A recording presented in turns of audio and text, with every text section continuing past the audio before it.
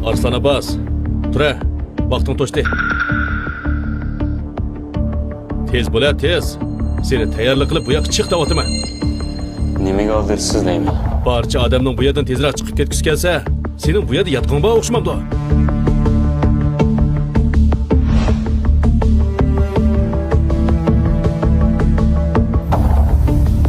Ala, imzo qo'y.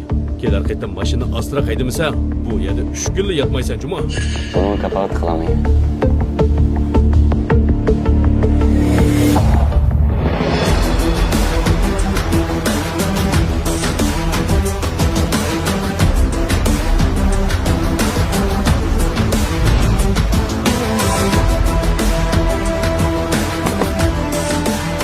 Hemşire planı köle koyma.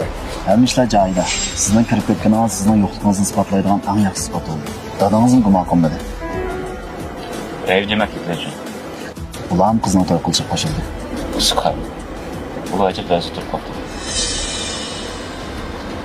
Ular darsi turishag'an biz ko'chib ketamiz. Hammani bilib qo'yibsizda. Hem işlemiş.